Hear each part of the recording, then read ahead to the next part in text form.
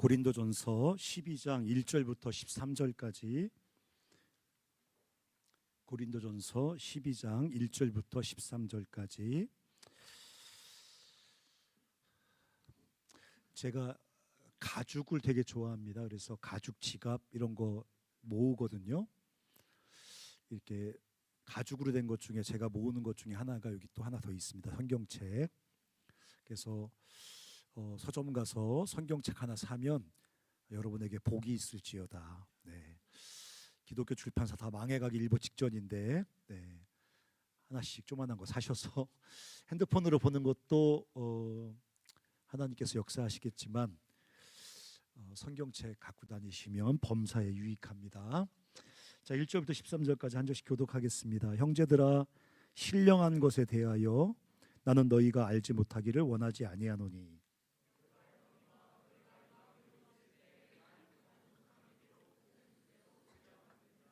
그러므로 내가 너희에게 알리노니 하나님의 영으로 말하는 자는 누구든지 예수를 저주할 자라 하지 아니하고 또 성령으로 아니하고는 누구든지 예수를 주시라 할 수 없느니라.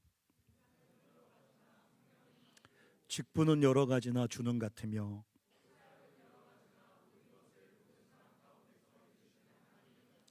각 사람에게 성령을 나타내심은 유익하게 하려 하심이라.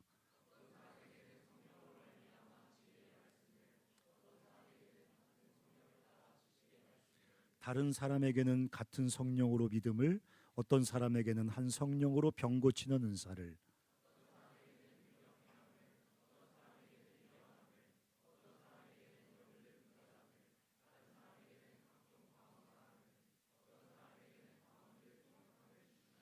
이 모든 일은 같은 한 성령이 행하사 그의 뜻대로 각 사람에게 나누어 주시는 것이니라. 12절도 읽겠습니다. 시작. 몸은 하나인데 많은 지체가 있고 몸에 지체가 많으나 한 몸임과 같이 그리스도도 그러하니라. 13절. 우리가 유대인이나 헬라인이나 종이나 자유인이나 다 한 성령으로 세례를 받아 한 몸이 되었고 또 다 한 성령을 마시게 하셨느니라. 여러분, 요즘 교회가, 기독교가 가장 걱정하는 것, 그 세상 사람들이 교회에 대해서 손가락질 할 만하죠, 그렇죠? 손가락질하는 거.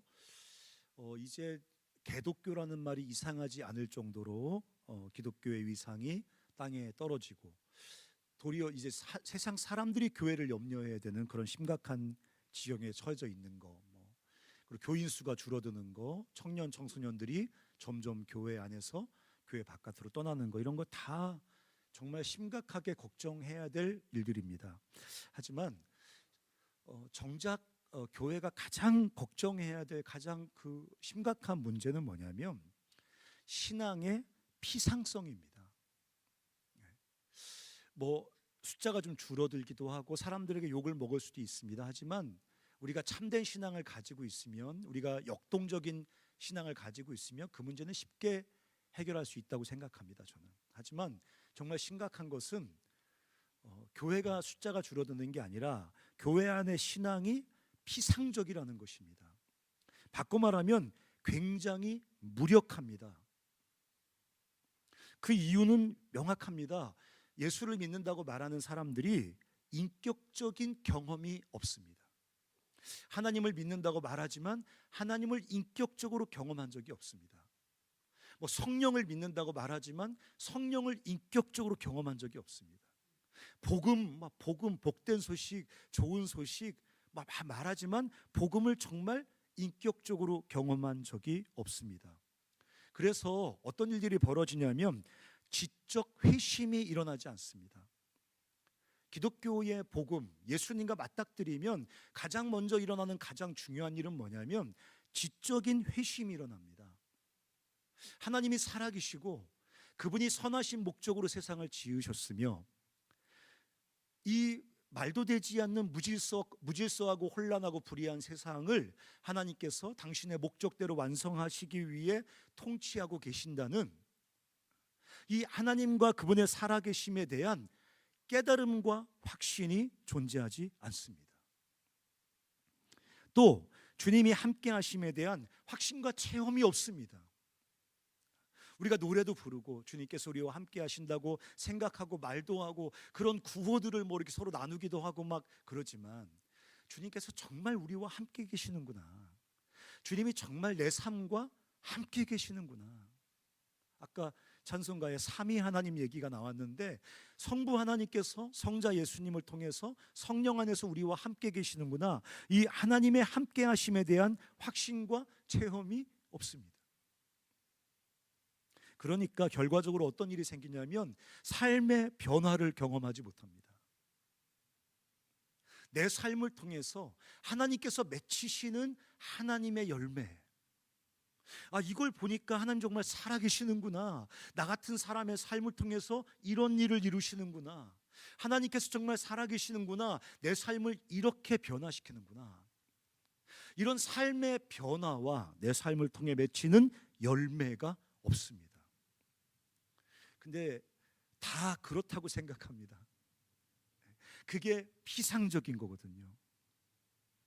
예수 믿는다고 정말 삶의 변화가 일어난다고? 예수를 믿는다고 정말 삶에 하나님만이 맺히는 열매가 맺힌다고?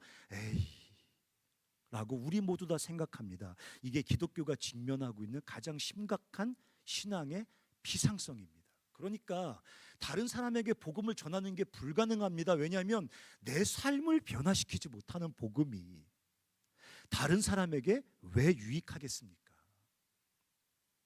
뱃속부터 교회를 다녀서 최소한 20년, 25년씩 예수를 믿어도 내 삶을 변화시키지 못하는 그 예수가 누구에게 유익을 끼칠 수가 있겠습니까? 여러분, 그래서 현대 기독교는 구원을 내세로 몰아내는 겁니다. 왜? 지금은 구원을 경험하지 못합니다. 구원은 삶의 변화입니다. 구원은 내 본성의 변화입니다. 내 가치관의 변화입니다. 내 갈망의 변화입니다. 근데 변화가 일어나지 않으니까, 그렇다고 하나님과 구원을 부정할 수 없으니까 구원을 내세로 몰아넣습니다. 구원은 예수 믿고 나중에 천국 가는 거예요. 이런 내세 복음이야말로 우리가 얼마나 심각한 신앙의 피상성 속에 빠져 있는지 말해주는 단적인 증거입니다. 우리가 잘못 믿고 있는 걸까요? 우리가 예수를 믿고 있는 거 아닌 거 아닙니까? 혹시 우리가 예스를 믿고 있는 거 아닐까요? 아니면 내가 예수를 믿는다고 말하지만 예수 그리스도 뭐 이런 거 믿는 거 아닐까요? 그래서 이렇게 열심히 20년 동안 최선을 다해 달려왔음에도 불구하고 예수님의 능력과 그분의 구원이 정말 우리 삶 가운데 경험되어지지 않는 거 아닐까요? 그렇지는 않을 거라고 생각합니다. 저는 예수 그리스도를 믿습니다. 그럼 왜 그런 걸까요?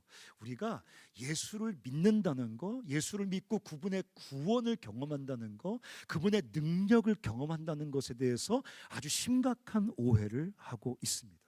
어떻게 하나님의 구원하시는 손길을 경험할 수 있는지, 이 지독한 중독과 죄의 습관과 내 삶을 망가뜨리는 이 어두운 이 삶의 이 깨어진 부분을 어떻게 주님의 도우심, 구원하시는 능력 안에서 회복되고 변화되고 구원받을 수 있는지에 대해서 너무너무 무지합니다. 그래서 보통 사람들이 어떻게 생각하냐면, 그래, 주님을 열심히 찾으면 될 것 같아. 이게 보편적 종교심이거든요. 그거는 예수를 믿는 사람들만 갖고 있는 생각이 아니라 모든 종교를 가지고 있는 사람들이 갖는 종교적 태도입니다. 열심히 신을 찾으면 되지 않을까? 열심히 물을 떠놓고 간절히 빌면 되지 않을까? 먼저 간절히 갈망하며 뭔가 내게 경험되어지지 않을까? 이렇게 생각을 한다는 것입니다. 오늘 저는 이 고린도전서 12장을 통해서 예수 그리스도께서 어떻게 우리 삶 가운데 실제가 되시고 어떻게 구원하시는 그분의 손길과 능력이 우리 삶에 실제로 경험되어지는가에 대해서 잠깐 얘기를 하려고 합니다. 기독교는 하나님의 구원을 경험하는 것에 대해서 굉장히 독특한 방식을 이야기합니다. 오늘 고린도전서 12장에서 말하고 있는 중요한 핵심 중에 하나가 뭐냐면 우리는 주님의 몸이라고 얘기합니다. 한번 따라서 해보시겠습니까? 우리는 주님의 몸입니다. 네. 이게 기독교의 아주 독특함입니다. 우리는 주님의 몸입니다. 한번 여러분 성경 한번 읽어보실까요? 2절 3절 한번 앞에 띄워주실 텐데 한번 읽어보겠습니다. 2절 3절. 자, 2절 3절. 자, 시작.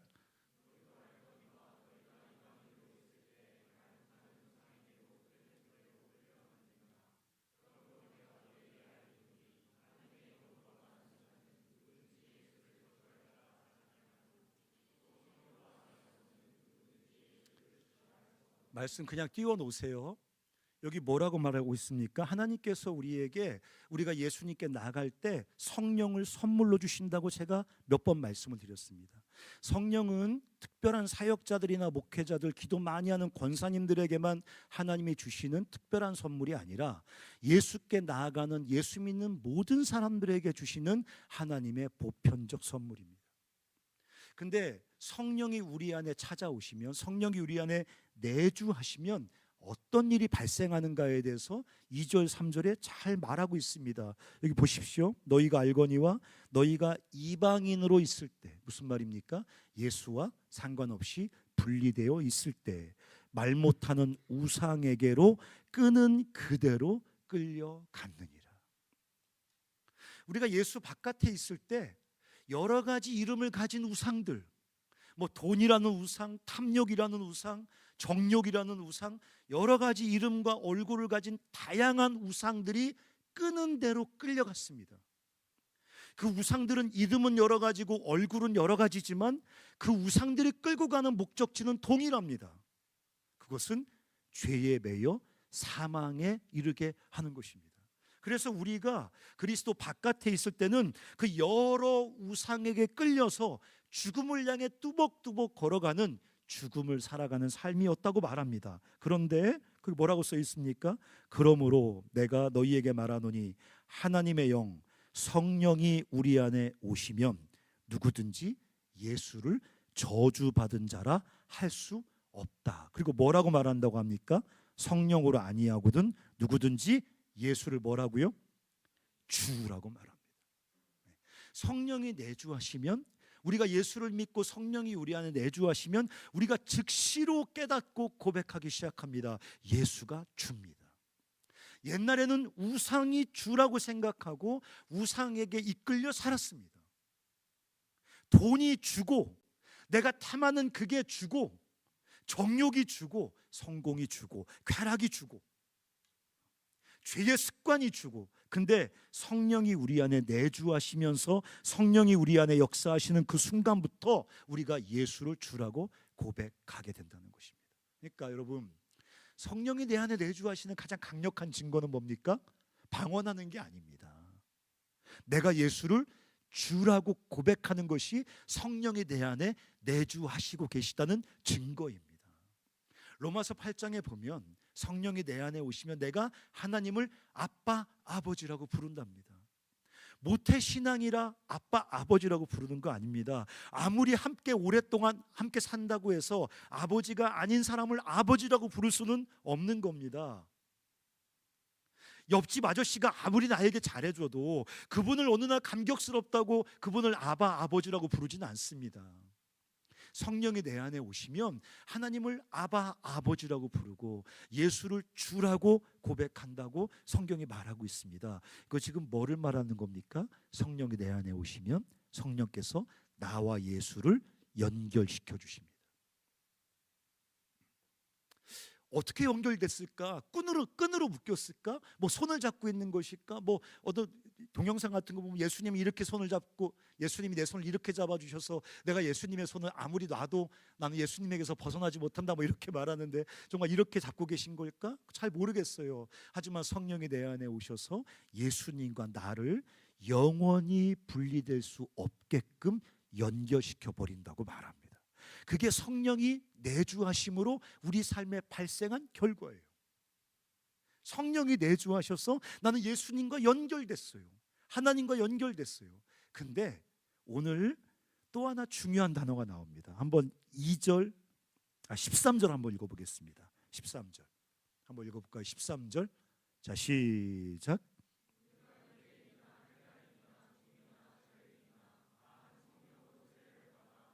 이 뭐라고 써 있습니까? 성령이 우리 안에 내주하셔서 예수와 나를 연결시켜 주셨고, 성령이 내게 세례를 베풀어 주셔서 뭐가 됐다고요? 우리가 한 몸이 되었습니다. 성령이 내주하셔서 나와 주님이 연결되었고, 성령이 내게 세례를 주셔서 사랑하는 지체들과 내가 성령 안에서 연결되었습니다. 그래서 이 고린도서 12장에 뭐를 말하냐면, 예수가 우리의 머리이시고 우리는 그분의 몸 안에서 연결된 지체들이라고 말하고 있습니다. 요걸 그리스도의 몸이라고 부르는 거예요. 성령이 내주하심으로 내가 예수님과 머리와 몸이 연결되듯이 연결되었고, 성령이 내게 세례라는 게 여러분 세례 다 받으셨죠? 대부분 받으셨죠?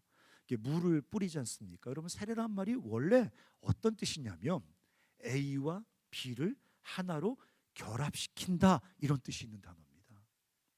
그러니까 성령이 세례 주신다는 건 뭐냐면, 우리가 그리스도와 연결되게 되었고, 또 우리가 그리스도 안에서 서로와 연결되게 되었다는 얘기를 하는 거예요.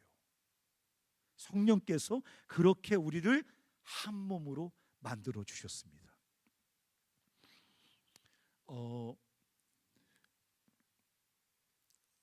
13절로 읽었나요? 다시 한번 읽어볼까요? 13절 말씀 띄워놓으세요. 한번 읽어보겠습니다. 시작.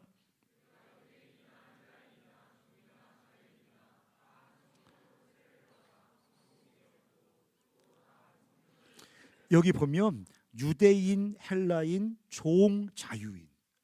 그 당시 헬라 사람들, 그 당시 유대인들에게서 가장 하나가 되는 게 불가능한 반대편에 서 있는 사람들입니다. 헬라인과 유대인.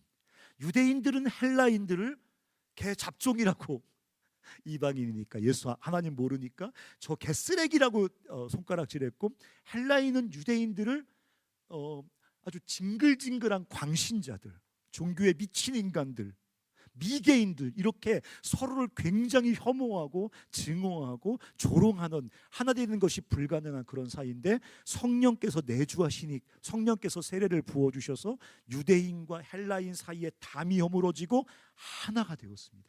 이거는 하나가 되라는 권면을 하고 있는 게 아니라, 성령께서 우리를 마치 손가락과 이 손이 연결된 것처럼 완전히 유기적으로 연결시켜 버렸다는 것입니다. 종과 자유인. 지금 우리 문화에서는 종과 자유인이라는 개념이 이해가 안 되지만, 그 당시에 종과 자유인은 넘을 수 없는 신분의 절대적인 장벽이 있는 거거든요.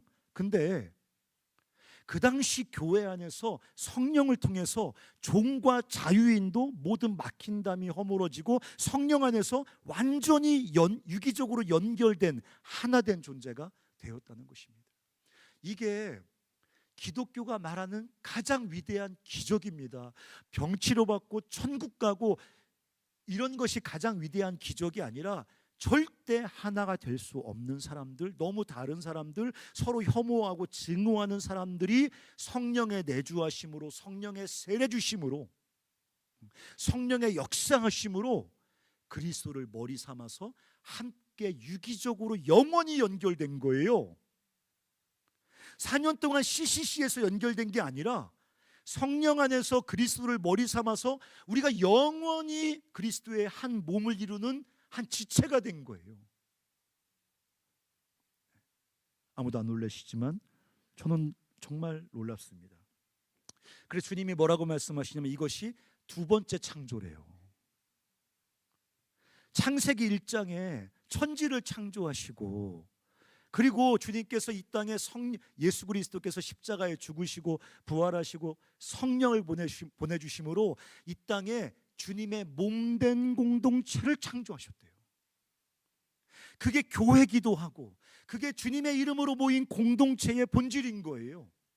예수 그리스도가 머리이시고 우리가 그분에게 연결된 서로 다른 지체로 그분의 몸을 이루었다. 그리스도를 머리로 서로가 지체로 연결된 그리스도의 몸, 주님의 공동체를 창조하신 겁니다. 자, 한번 서로에게 한번 얘기해 볼까요? 너와 나는 성령으로 말미암아 연결되었어. 한번 이렇게 얘기해 보시죠.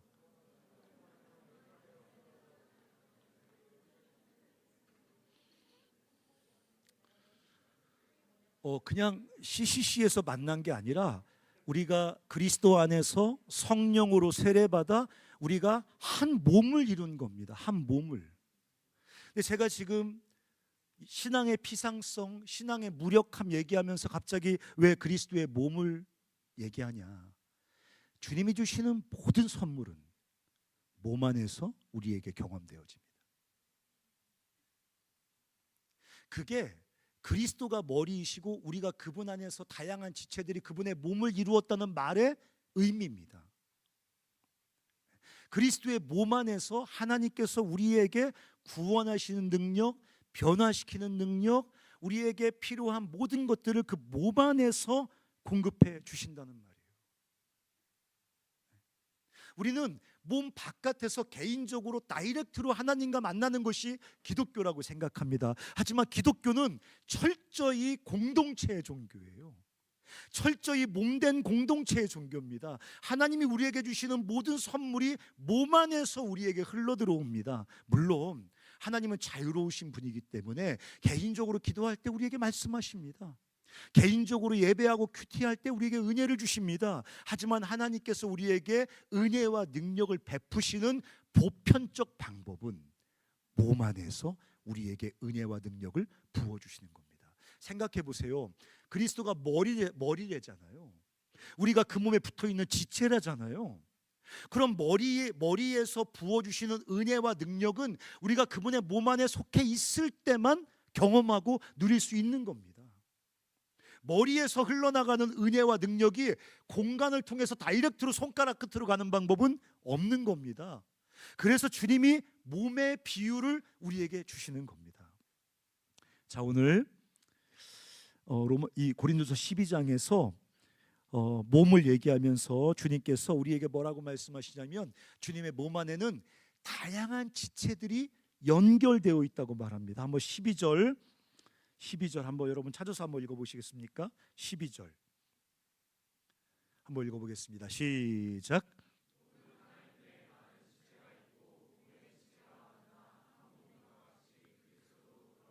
네, 그리스도도 그러하니라. 그리스도께 은혜를 받고 능력을 받는 원리가 뭐냐? 이거 뭐라고 써 있습니까? 몸은 하나인데 많은 지체가 있습니다. 네. 이 그리스도의 몸이잖아요. 보이지 않는 그리스도께서 이 모임, 이 공동체의 머리로 계신 거거든요. 그리고 우리는 그 그리스도와 연결된 그리스도의 몸에 많은 다양한 지체들입니다. 오늘 본문에 보면 이런 지체도 있다, 저런 지체도 있다, 여러 종류의 지체가 그리스도의 몸 안에 속해 있다고 말합니다. 한번 다시 한번 좀 다른 구절도 한번 읽어볼게요. 7절도 한번 읽어보겠습니다. 7절 한번 읽겠습니다. 시작.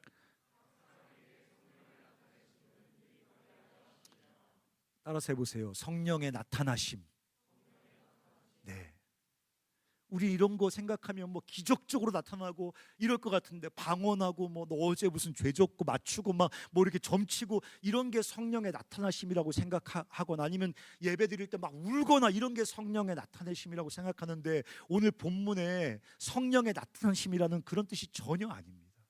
이건 뭐 성령의 나타나심은 뭐냐면 그리스도의 몸된 공동체 안에 다양한 지체들을 통해서 성령이 나타나는데 어떻게 나타나냐? 다양한 은사와 강점으로 나타난다는 것입니다. 머리이신 그리스도가 성령을 통해 나타나는데 어떻게 나타나냐? 다양한 지체들의 다양한 은사를 통해서 성령이 나타난다는 거예요. 그게 성령의 나타남입니다. 주님이 도대체 언제 나를 만져주시는 거야? 주님이 언제 나를 구원해 주시는 거야? 주님이 언제 나를 변화시키는 거야? 언제 주님이 나타나셔서 나의 이 어려움을 도와주시는 거야? 성령이 항상 나타나십니다. 누구를 통해서? 그리스도의 몸 안에 연결된 다양한 지체들을 통해서. 더 쉽게 얘기하면 내 옆에 있는 지체들의 다양함은 성령의 나타남입니다.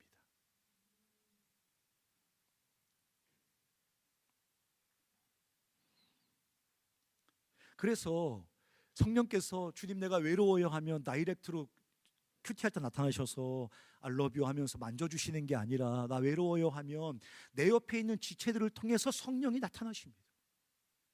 주님 나 힘들어요, 어떻게 해야 될지 모르겠어요 라고 우리가 고민하고 주님 앞에 나가면 머리이신 그리스도가 나와 연결되어 있는 다양한 지체들 중에 누군가를 통해서 나에게 말씀하십니다.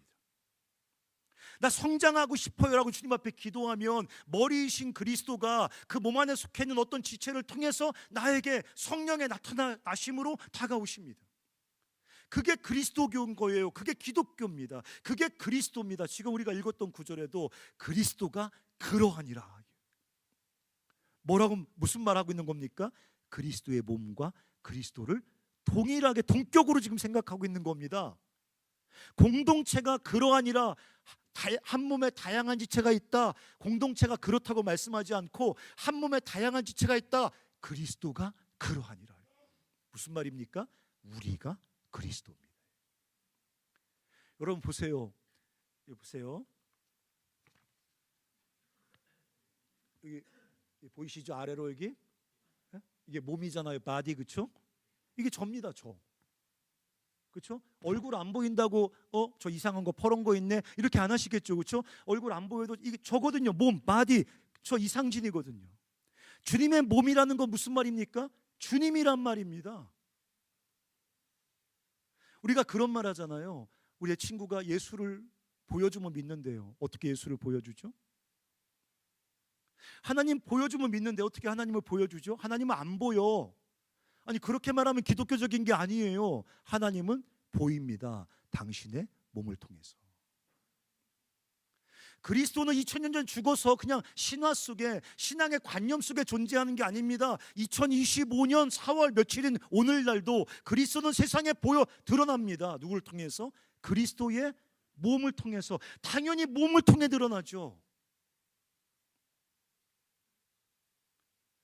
나는 주를 믿는데 왜 이렇게 주께서 내 이 삶을 변화시키는 능력으로 나에게 경험되어지지 않을까? 그렇지 않습니다. 그리스도의 몸 안에서 다양한 지체들을 통해서 하나님이 나를 구원하시고 변화시킵니다.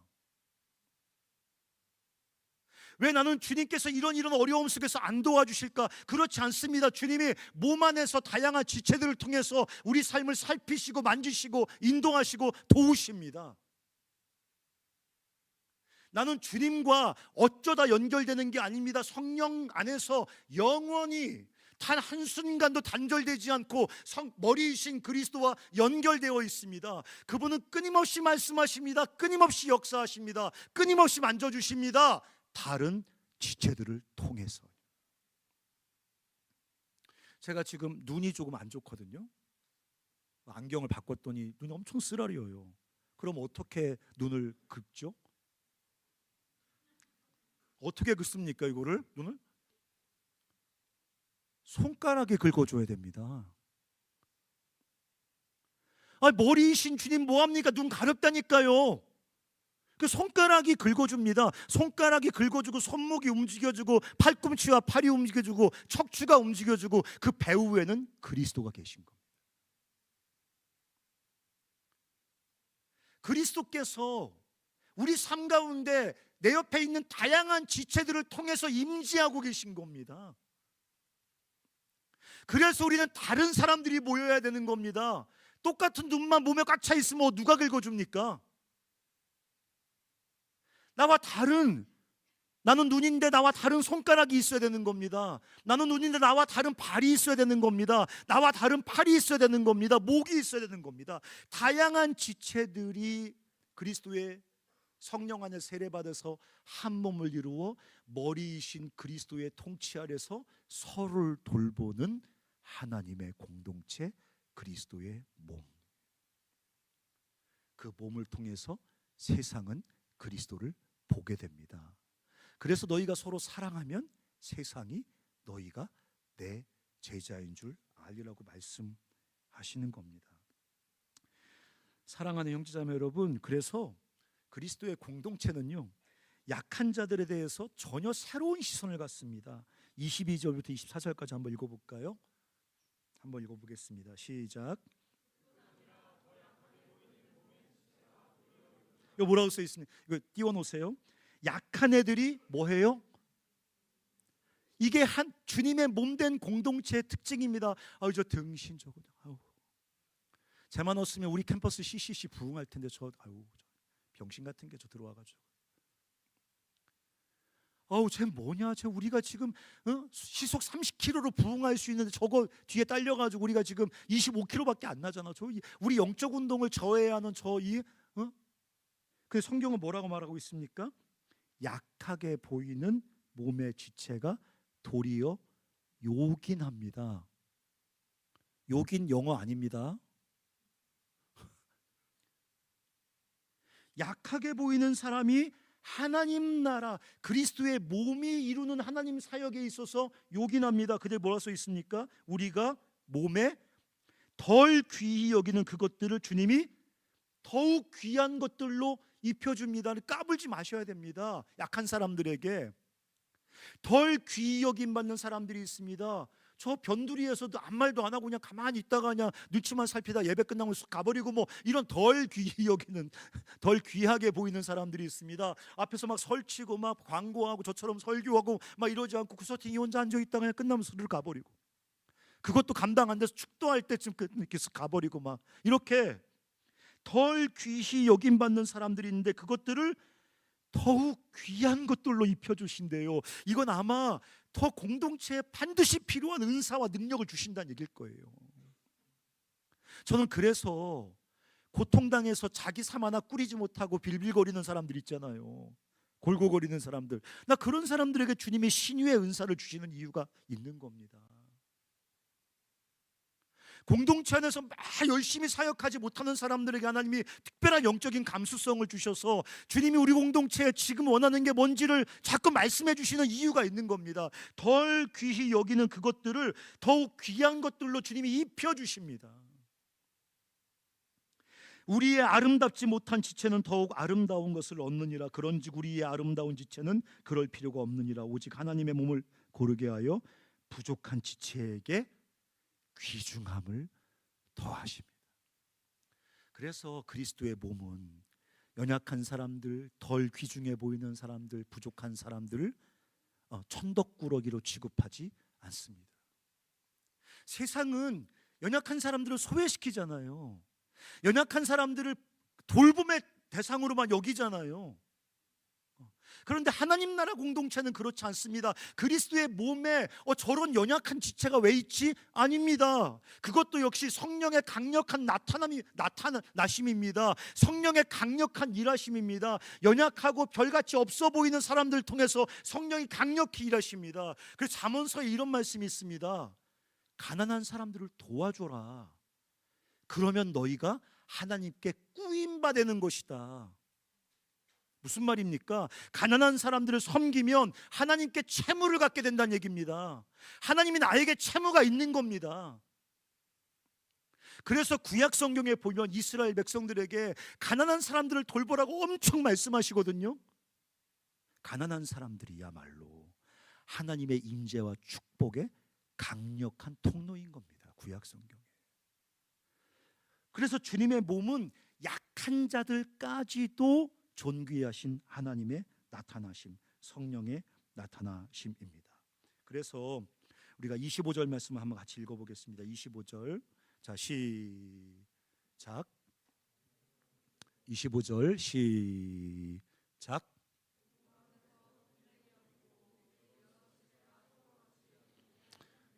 이게 이제 핸드폰 성경은 이게 안 되는 거죠, 그렇죠? 불시에자가 일자라면 이게 10,000원짜리 성경책 갖고 다니면 다 읽을 수 있는데 이리 써 있습니다. 25절도 한번 띄워줘 보세요. 가능하시면 몸 가운데 분쟁이 없고 오직 여러 지체가 서로 같이 돌보게 하셨느니라. 그러니까 우리가 서로 돌봐야죠, 그렇죠? 나의 은사는 나를 위해 있는 게 아닌 거예요. 머리이신 그리스도가 나를 통해 나타나시는 그 독특한 성령의 나타남은 나를 위해 있는 게 아니에요. 자랑하라고 있는 게 아니에요. 내가 얼마나 멋진 사람인지 사람들 앞에서 어깨에 힘주고 이렇게 하라고 있는 게 아니에요. 내게 주신 은사는 내 옆에 있는 지체들을 위해 하나님께서 주신 은사입니다. 내가 가지고 있는 강점은 내 옆에 있는 지체들을 섬기도록 성령께서 나를 통해 나타나시는 겁니다. 기도 중에 받은 은혜는 나가 자랑하라고 주께서 내게 주신 은혜가 아니라 내 옆에 있는 사람들을 섬기도록 성령께서 내게 나타나신 겁니다. 이게 서로 돌보는 거예요. 이게 그리스도의 몸의 그 중요한 특징이에요. 이게 기독교의 제자도예요. 서로 돌보는 거예요. 서로 돌볼 때 우리는 하나님의 놀라운 임재와 능력을 맛보게 돼요. 하나님이 말씀하심을 경험하게 돼요. 우리를 새롭게 하시고 구원하시고 변화시키시는 하나님의 임재와 능력을 경험하게 돼요. 서로 돌보는 거예요. 그리스도 안에 각 지체가 서로 돌보는 거예요. 만져주고 막아주고 긁어주고 꼬집어주고 약 발라주고 밥 먹어주고. 그럴 때 우리가 함께 자라요. 함께. 여러분 손가락만 자라는 거 봤어요? 여러분 닭발 먹는다고 손가락만 자랍니까? 아닙니다. 함께 자라. 그 성경에 함께 지어져 가느니라. 함께 지어져 가느니라. 그래서 제가 생각해요. 머리이신 그리스도로부터 은혜가 내가 만약에 여기 어디라, 전 어디죠? 주딩이? 주딩일 가능성이 높겠네요. 그렇죠? 주로 떠드니까. 여기까지 주님의 은혜가 오려면 여럿 거쳐야 돼요. 여럿. 응? 다양한 지체가 나에게 하나님의 은혜가 전달되어지기 위해서 각자의 기능을 해야 돼요. 성경에 그게 써 있어요. 각 지체가 서로의 역할을 통해서 서로를 섬길 때 함께 따라서 해보세요. 그리스도의 장성한 분량에 이르게 된다. 이건 읽어봅시다. 에베소서 4장 16절 한번 읽겠습니다. 에베소 4장 16절 16절부터 읽겠습니다. 시작.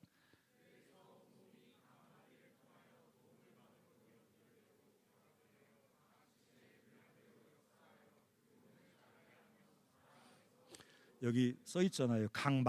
온몸이 각 마디를 통하여 도움을 받음으로 연결되고 결합되어 각 지체가, 우리 한 사람 한 사람 각 지체가 분량, 하나님 내게 주신 은사와 장점 분량대로 역사하여 그 몸을 자라게 합니다.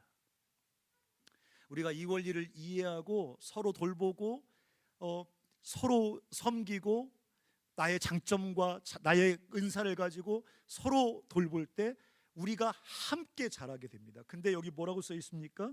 15절도 한번 읽어볼까요? 그 다음 절 시작. 오직 사랑 안에서 참된 것을 하여 어디까지 자라요? 범사에 어디까지 자라요? 그리스도에게까지 자랍니다. 그냥 좀 변하는 게 아니에요. 싸가지 없다가 조금 나아지는 게 아니란 말이에요. 완전 등신 같았는데 조금 이렇게 좀 좋아지는 게 아니라 그리스도에게까지 자라갑니다. 변화됩니다. 성장합니다. 이게 구원 아닙니까? 구원. 예수 믿을 때 구원이 약속되어진 거고, 그리고 그리스도의 이 몸 안에서 다양한 지체들과 하나가 돼서 그들의 섬김과 역사로 우리가 실제로 구원을 경험하게 되는 것입니다. 구원은 예수 믿는 순간에 이루어지는 것도 아니고 나중에 천국 가서나 경험되는 게 아니라 그리스도의 몸 안에서 주님의 시작된 구원이 우리 삶 가운데 경험되기 시작합니다. 다양한 지체들의 다양한 역사를 통해서 우리가 변화를 경험합니다.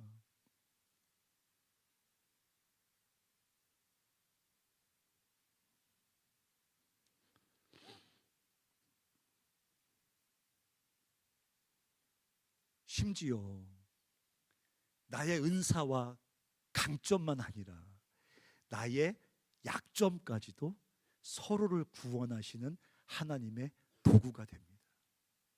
여러분 그런 사람 있지 않습니까? 같이만 있어도 불편한 사람 있지 않습니까?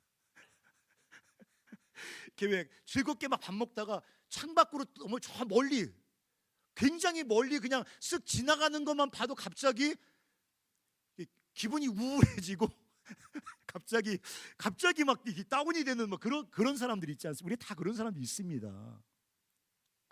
근데 여러분 그런 우리가요 강점과 은사만 아니라요 서로의 약점을 통해서도 우리 자아, 깨지지 않는 우리 안에 있는 자아를 주님이 깨뜨립니다. 여러분 생각해 보세요. 제가 목사인데요 저 스스로 기도하면서 난 이기적이야, 이 싸가지 없는 놈아, 이기적이지 않기, 아멘. 그럼 이타적이 됩니까? 그럼 벌써 여기 천국 됐어. 여기 난 탐심이 많아, 탐심 없애기, 아멘. 하나 둘 셋 하면 탐심이 없어집니까? 나 자기중심적이야, 나 이런 거 싫어, 주님이 슬퍼하실 것 같아, 자기중심 끝 하면 끝납니까? 절대 우리 그 타락한 본성, 우리 자아가 그렇게는 안 변하는 겁니다. 나 혼자 주먹 불끈 쥐고 자기중심성 파괴 얏 이러다가 절대 없어지지 않습니다. 어떻게 없어집니까? 나와 다른 사람, 심지어 나를 불편하게 하는 사람, 나의 어떤 약점을 드러나게 만드는 사람, 나의 어떤 이기심을 이렇게 예리하게 이렇게 들춰내는 사람들이 있습니다. 말을 내서 들춰내는 게 아니라 그 사람과 함께 있으면 내 안에 또 숨겨진 이기심이 드러납니다. 분노가 드러납니다. 탐심이 드러납니다. 그 경건함 속에 감추어져 있는 나의 타락한 어떤 욕망이 나를 불편하게, 나의 약함을 들춰내는 사람들이 있습니다. 서로의 약점까지도 주님이 사용하셔서 우리의 이 깨어져야 될 자아를 깨뜨린단 말이에요. 그래서 우리가 누구 때문에 고통스러우면 주님 쟤 때문에 CC 안 할래요라고 말하지 말고 이 공동체 안에서 쟤를 통해서 내 속사람을 주님께서 온유하게 만들어 가시는구나. 그 제가 항상 생각하는 쟤는 나의 사포야, 제가 생각합니다. 여러분 사포 아시죠? 사포. 내 그 미숙한 자아를 박박 가는. 여러분 생각해 보세요. 내 옆에 이렇게 종이 같은 사람만 있어서 쓱 지나가면 내가 바뀝니까? 내 종이같이 나는 하나도 안 불편하게 사람이 쓱 지나가면 내가 성숙합니까? 예수를 닮아갑니까? 성화가 됩니까? 변화가 일어납니까? 절대 변화가 일어나지 않습니다. 근데 사포 같은 사람들, 나의 어떤 자아를 이렇게 거스르는 사람들, 나의 어떤 고통스러운 연약함을 들춰내는 사람들, 사포같이 내 자아와 충돌하여 나를 갈아내는 사람들이 이 공동체 안에 있을 때 그들을 통해서 주님께서 우리 삶을 구원해 가신다고요. 여러분 예수는 십자가에 못 박혀 죽으면서 우리의 구원을 이루셨는데 우리의 구원이 그렇게 스무스할 거라고 생각하십니까? 그렇지 않습니다. 우리의 성령이 주신 은사, 여기 성령이 주신 은사라고 하니까 뭐 방언 이런 것만 생각하시겠지만 여기 성경에 나오는 그 은사 리스트는 그 당시 문화권에서 필요한 은사였었어요. 병 고치는 은사, 그 당시 왜 많이 나타났냐? 그 당시 병원이 없었습니다. 피부병으로도 죽던 시대였습니다. 그러니까 당연히 의학이 발달하지 않았던 그 시대에는 병 고치는 은사가 아주 교회에 흔하게 있었습니다. 그래야 사람이 살 수 있으니까요. 근데 지금 병 고치는 은사 가진 의사들 많지 않습니까? 지금은 병 고치는 은사가 그렇게 많이 드러나지 않습니다. 불치병이나 이런 사람 빼놓고는 다양한 은사가 있습니다. 어떤 사람은 입만 벌리면 격려하는 사람이 있습니다. 똑같은 두 사람이 얘기를 해도 어떤 사람이 나를 격려한답시고 얘기했는데 굉장히 기분이 우울해지고 이런 사람이 있는가 하면 어떤 사람이 별말 안 했는데 와서 쓱 웃으면서 한마디 툭 던지면 격려가 됩니다. 격려의 은사가 있는 겁니다. 어떤 사람과 얘기하면 뭔가 이렇게 정신에 바짝 들고 이거 이러면 안 되겠구나, 정신 차리고 내 인생을 똑바로 살아야겠구나, 이런 거 예언의 은사입니다. 예언이 3년 후에 동쪽으로 이사가 뭐 이런 건 예언이 아니라 점치는 거고 그거는 돌 던져 죽이라고 성경에 써 있거든요. 그 예언의 은사라는 건 뭐냐면 하나님 말씀을 적당한 하나님 말씀을 대언해 주시는 것을 예언의 은사라고 합니다. 그 사람이 말하면 정신이 퍼뜩퍼뜩 들어옵니다. 그 사람이 말하면 뭔가 삶의 고삐를 지고 다시 믿음의 경주를 달려가고 싶습니다. 절망하고 있을 때 어떤 사람과 함께 시간을 보내면 살아갈 희망과 용기가 생깁니다. 위로의 은사죠. 권면의 은사가 있습니다. 지혜의 은사가 있습니다. 지식의 은사가 있습니다. 리더십, 어떤 사람 축축 끌고 가는 사람들이 있습니다. 리더십의 은사가 있습니다. 우리 시대의 하나님의 사람으로 우리를 키워내기 위한 다양한 은사가 우리 모두에게 다 다르게 나타난다는 거예요. 그걸 사용해서 서로를 섬기자고요. 가만히 있으면 나쁜 겁니다. 왜? 그거는 나를 위해 주어진 게 아니라 서로를 온전하게 하기 위해서 성령이 나를 통해 나타나시는 거기 때문에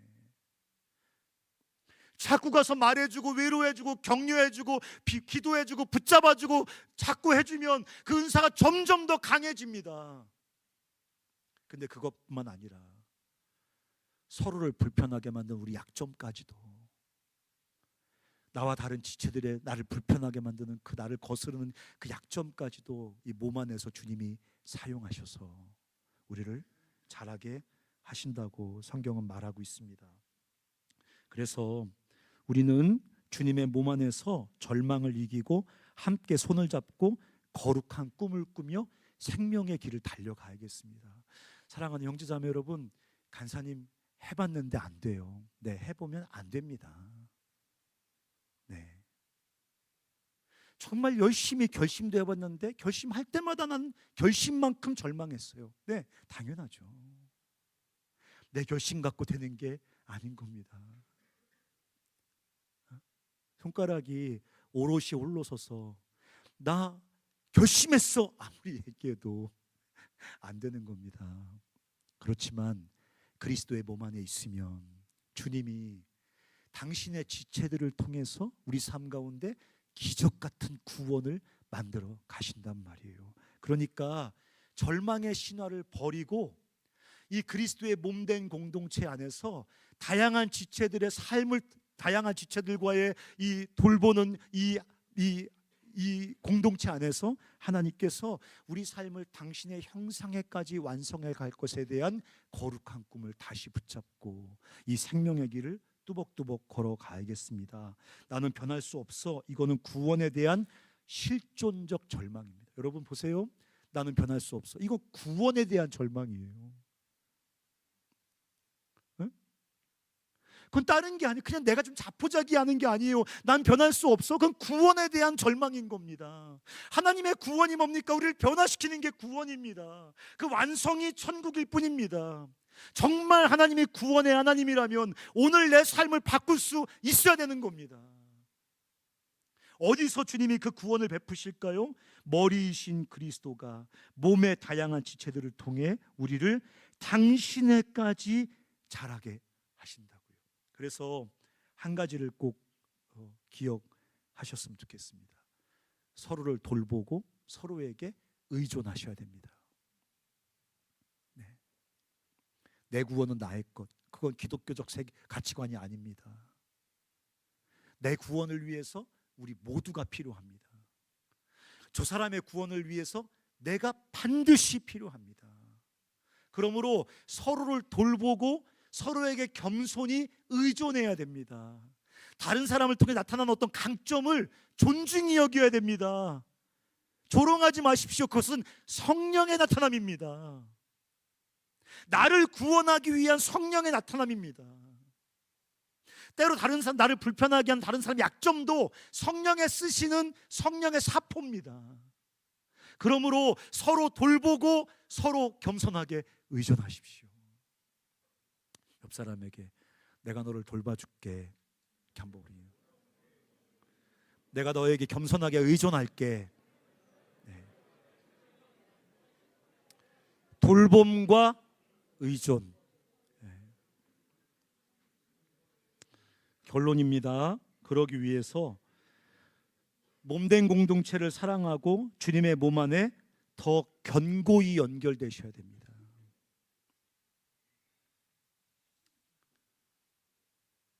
주님 사랑하게 해주세요.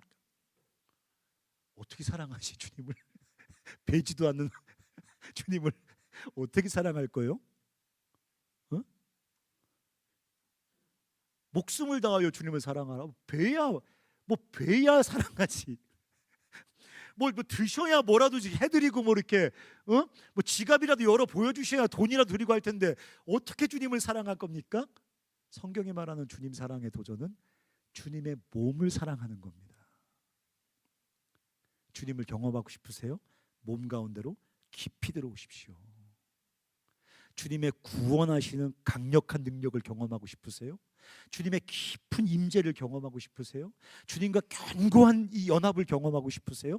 주님의 몸 안으로 깊이 들어오세요.